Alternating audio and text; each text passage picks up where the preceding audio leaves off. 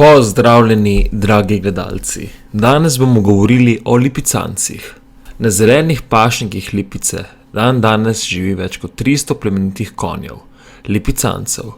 Njihova zgodba se je v teh krajih začela davnega leta 1580, ko je habsburški nadvojvoda Karl II. Kupil lipiško posestvo od tržaškega škofa in ustanovil kobilarno.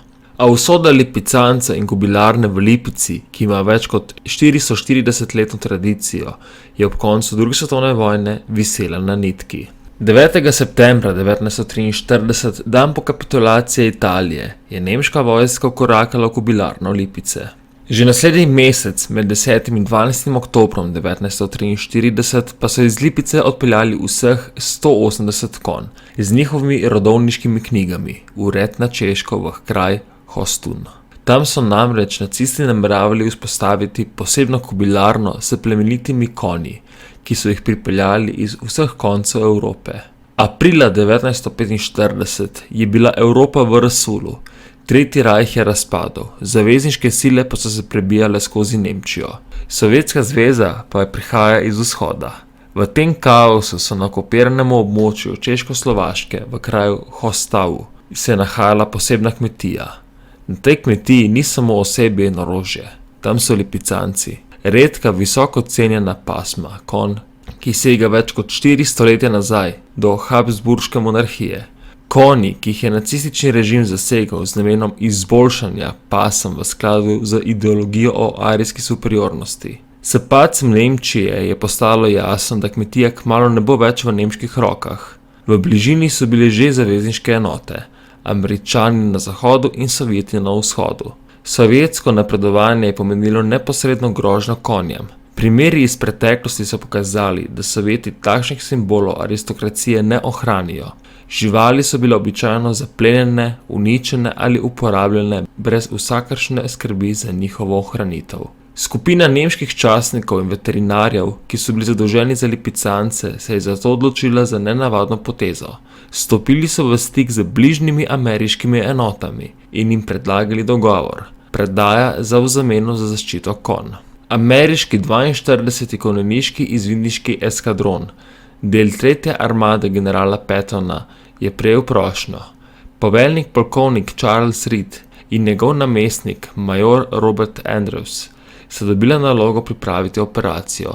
Njuna enota je štela približno 325 mož, nekaj lahkih tankov M24, nekaj oklepnih vozil M8, par havbic in peščica džipov. Cilj naloge je bil, da se prebijajo do mesta, zaščitijo lipicance in jih pripeljejo nazaj v ameriške linije, preden prispejo Sovjeti. Operacija se je začela 28. aprila 1945. Po topniški pripravi so Američani prebili nemške obrambne črte in napredovali skozi sovražnikovo ozemlje. Kljub temu, da so bili nekateri nemški vojaki seznanjeni za operacijo, večina nemške vojske v regiji o dogovoru ni vedela ničesar in je ameriške enote obravnavala kot sovražnike. Ko so prispeli do kmetije, so Američani organizirali obrambo. Za varovanje območja so poleg svojih sil uporabili še vojake iz vrst vojnih ujetnikov, Britance, Francoze, Poljake, Novozelandce in Jugoslovane, ter nekaj protikomunističnih ruskih vojakov, ki so pobegnili pred Sovjetsko zvezo. Situacija je bila napeta. Kmalu je sledil napad enot SS. Američani in njihovi zavezniki so odbili 2 vala napadalcev. Pri tem je padlo več kot 100 pripadnikov SS-a. Ameriške izgube so bile minimalne. Medtem so konje pripravili za evakuacijo. Številni konji so bili v času breje, nekateri pa so imeli komaj skotena žrebeta, kar je dodatno otežilo premik. Hitrost je bila ključna, saj so sovjetski tanki T-34 že prodirali v bližnje vasi. Ko je bila večina konj naložena na tovornjake, se je konvoj, zaščiten s tanki in oklepniki, podal nazaj proti ameriškim položajem. Zadnje ure so bile najbolj kritične. Sovjetske enote so že dosegle mesto za lipicanci, a do neposrednega spopada ni prišlo.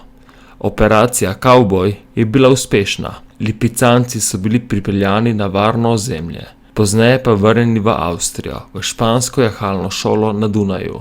Tam so ostali do leta 1947, ko so konje vrnili v Lipico. Upam, da vam je bil današnji dokumentarec všeč. Če vam je bil všeč, pritisnite like in se naročite.